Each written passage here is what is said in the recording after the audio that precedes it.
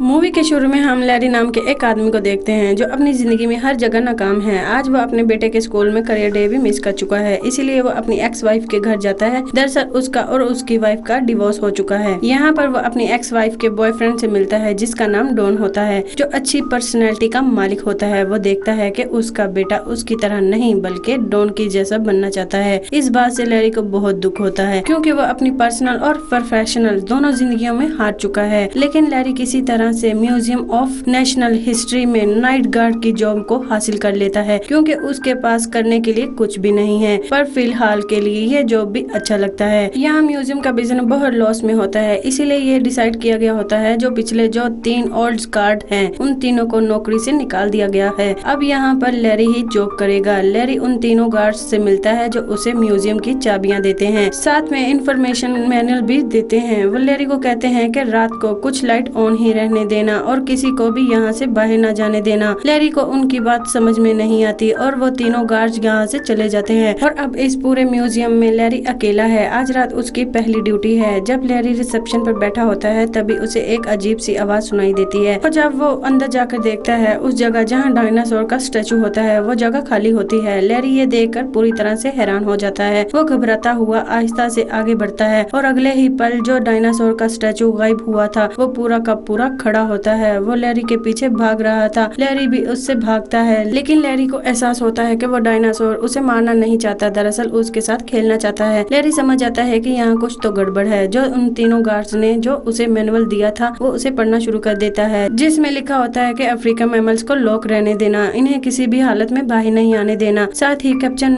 Monkey बहुत ही शरारती है, उससे होशियार रहना है। वो चाबियां चुरा लेता है। लैरी अब अफ्रीकन मैमल्स को देखने जाता है। वो देखता है कि उसके सामने शेर है। वो भागकर दरवाजा बंद करने के लिए जाता है लेकिन तभी उसे एहसास होता है कि उसके पास चाबियां नहीं हैं। दरअसल वो उस मंकी ने चुरा ली होती हैं। लैरी जब उससे चाबियां मांगता है मंकी उसका मजाक उड़ाता है। फिलहाल के लिए मंकी उसे चाबियां दे देता है। लैरी दरवाजा लॉक करके आगे बढ़ता है। वहाँ पर वो देखता है कि म्यूजियम की बहुत सारी चीजें जिंदा हो गई थी और उन्हीं में होती हैं ओल्ड वेस्ट इंशर्ट रूम और माई इंशर्ट सभ्यता के लोग भी। दरअसल ये छोटे छोटे मॉनिटर्स होते हैं जिनके लीडर आपस में हमेशा लड़ते रहते हैं। यहाँ पर जो माई सभ्यता का जो लीडर होता है वो बहुत ज्यादा वायलेंट होता है। सब उससे जान बचाकर भाग रहे होते हैं। यहाँ ग्लास के अंदर एक लेडी भी होती है जो नेटिव अमेरिकन लेडी थी। दरअसल यहाँ म्यूजियम वो सब चीजें जिनके बारे में सिर्फ सुना था अब रात को वो जिंदा हो गई थी। लैरी ये सब देखकर हैरान और परेशान होता है। तभी उस पर ओल्ड वेस्ट इंशर्ट रूम की आर्मी उस पर हमला कर देती है। इससे पहले वो लैरी को नुकसान पहुँचाती यहाँ पर एक आदमी घोड़े पर आता है और लैरी को बचाकर अपने साथ लेकर जाता है और ये होते हैं रोजवेल जो अमेरिका के 26 प्रेसिडेंट थे। वो लैरी को बताते हैं कि 1952 में यहाँ पर इजिप्शियन फेरो की मम्मी को लाया गया था जिसके साथ एक मैजिकल टैबलेट भी थी।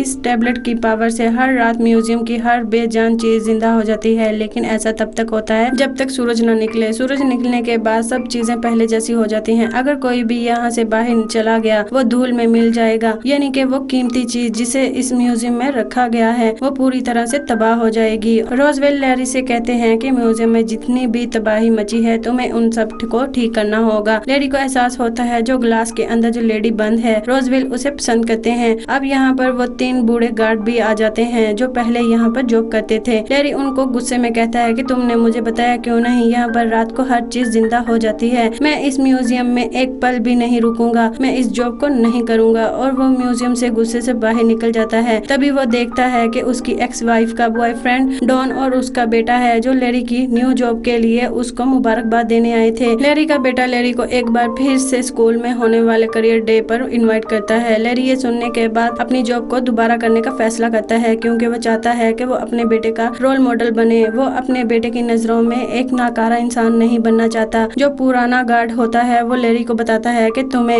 म्यूजियम के बारे में सब कुछ जानना होगा ताकि तुम उन सब को हैंडल कर सको। लैरी ऐसा ही करता है। वो लाइब्रेरी में जाता है और म्यूजियम में जितनी भी चीजें होती हैं उनके करेक्टर के बारे में पढ़ना शुरू कर देता है ताकि वो उन सबको आराम से कंट्रोल कर सके। लैरी एक बार फिर से नाइट शिफ्ट में जाता है। वो एक रिमोट कंट्रोल वाली गाड़ी में हड्डी को बांध देता है ताकि जब भी डायनासोर जिंदा हो तो वो उस हड्डी के पीछे भागे और लैरी को खेलने के लिए परेशान ना करे। वही जो जंगली लोगों को जो आग जलाने की कोशिश करते हैं उन्हें वो एक लाइटर देता है जिससे वो बहुत खुश हो जाते हैं। वो अपने आसपास यहाँ तक वो अपने बालों में भी आग लगा लेते लेते हैं, लेकिन लैरी उनकी आग को बुझा देता है। तभी मंकी लैरी की चाबियां एक बार फिर से चुरा लेता है और एक खिड़की भी खोल देता है। वही लैरी को देखते हैं जो ओल्ड वेस्ट इंसर्ट रूम के जो लीडर होते हैं उनकी लड़ाई को आपस में सुलझा रहा होता है, लेकिन चाहकर भी उनको कंट्रोल नहीं कर सकता था। तभी लैरी देखता है कि एक जंगली इंसान मंकी से चाबियां लेकर खिड़की से कूद जाता है। लैरी उस जंगली इंसान को वापस बुलाने के लिए खिड़की की तरफ भागता है। तभी सूरज निकल जाता है और वो जंगली इंसान धूल में बदल जाता है। अब यहाँ पर सड़क साफ करने वाली गाड़ी आती है, उस जंगली इंसान की धूल को लेकर यहाँ से निकल जाती है। अब रात को म्यूजियम में आग लगी थी, इसीलिए म्यूजियम का जो सीनियर ऑफिसर होता है वो लैरी को उसकी जॉब से निकाल देता है। यहाँ पर लैरी का बेटा अपने दोस्तों के साथ म्यूजियम में आता है और वो उस बात को सुन लेता है, जिससे लैरी के बेटे को बहुत ज्यादा शर्मिंदगी होती है। लेकिन लैरी भी इस जॉब को किसी भी कीमत पर छोड़ना नहीं चाहता है। वो अपने सीनियर ऑफिसर से कहता है कि वो इस काम को अच्छे से संभाल सकता है, इसे एक मौका और दिया जाए। ऑफिसर उसे एक मौका दे देता है। अब लैरी यहाँ म्यूजियम में काम करने वाली लेडी से मिलता है जो म्यूजियम के अंदर ग्लास में बंद लड़की के ऊपर रिसर्च कर रही थी, क्योंकि वो उससे बहुत मुतासिर होती है।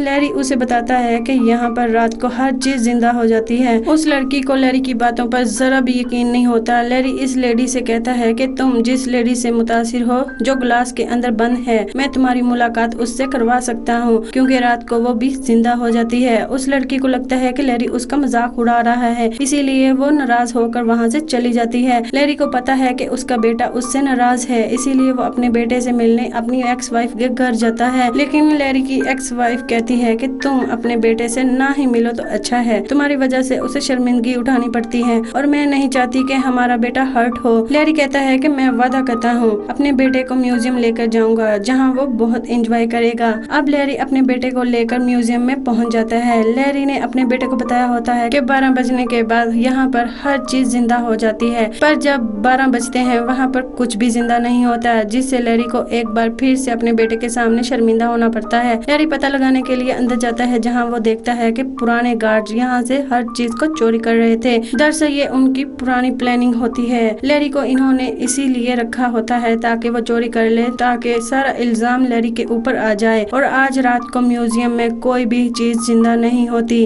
क्योंकि इजिप्शियन फेरो के साथ टैबलेट आया था जो मैजिकल टैबलेट है, वो उन्होंने डिसेबल कर दिया था, लेकिन वो टैबलेट लैरी के बेटे के हाथ लग जाता है। लैरी अपने बेटे को टैबलेट को एक्टिवेट करने के लिए कहता है, उसका बेटा टैबलेट को एक्टिवेट कर देता है। यहाँ से अब गार्ड भागना शुरू कर देते हैं और इजिप्शियन फेरो तक पहुँच जाते हैं, जहाँ पर वो गार्ड उन सबको लॉक कर देते हैं। लैरी भी वहाँ पर आ जाता है, इजिप्शियन फेरो को आजाद कर देता है। इजिप्शियन फेरो इंग्लिश बोल सकता है क्योंकि उसने कैम्ब्रिज यूनिवर्सिटी रिसेप्शन सेंटर में कई साल गुजारे हैं, जहाँ पर उस पर रिसर्च हुआ करती थी। अब लैरी को म्यूजियम में हो रही तबाही को बचाना है, इसीलिए वो एक स्पीच देता है, हमें अपने म्यूजियम को पुराने गार्ड से बचाना होगा, वरना वो सब कुछ यहाँ से चोरी करके ले जाएंगे और ये दुनिया हमेशा के लिए खत्म हो जाएगी। अब 2 गार्ड्स को पकड़ लिया जाता है, लेकिन एक गार्ड यहाँ से टैबलेट लेकर बाहर निकल जाते हैं और जैसे ही वो अपनी गाड़ी स्टार्ट करता है तो वो देखता है उसकी गाड़ी के जो टायर हैं वो पंचर हैं, जिन्हें मिलीनीचर्स के लीडर ने किया होता है। अब यहाँ पर रोजवेल और ग्लास वाली लड़की भी आ जाती है। अब गार्ड्स यहाँ से घोड़े की बग्गी से भागना शुरू कर देता है, तभी वो रोजवेल से टकरा जाता है, जिससे रोजवेल के कमर के 2 टुकड़े हो जाते हैं। तभी वो ग्लास वाली लड़की मेटल वेट से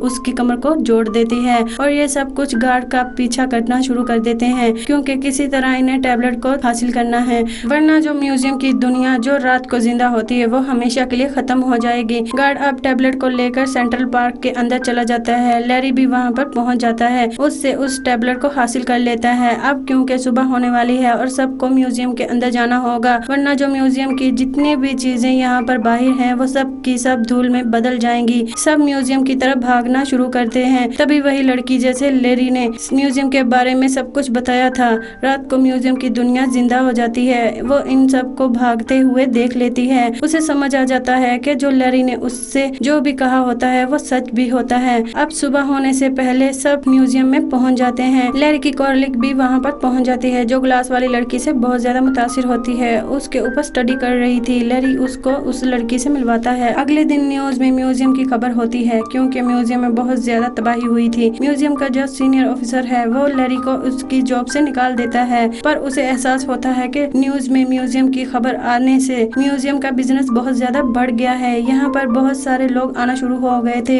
इसीलिए वो लैरी को उसकी जॉब वापस कर देता है। यानी कि लैरी एक बार बार फिर से इस दुनिया का हिस्सा है जो रात को जिंदा हो जाती है। अब लैरी अपने बेटे के स्कूल जाता है क्योंकि आज उसका करियर डे है। लैरी के बेटे को अब उस पर प्राउड है। रात को दिखाया जाता है कि लैरी अपने सब साथियों के साथ म्यूजियम में पार्टी कर रहा है। आखिरी सीन में हम देखते हैं कि वो गार्ड जो म्यूजियम से टैबलेट और चीजों को चोरी करने की कोशिश करते हैं, अब वो यहाँ पर सफाई का काम करते हैं। ये उनकी एक तरह की सजा है। यानी कि इसके साथ ही ये मूवी यहाँ पर खत्म हो जाती है।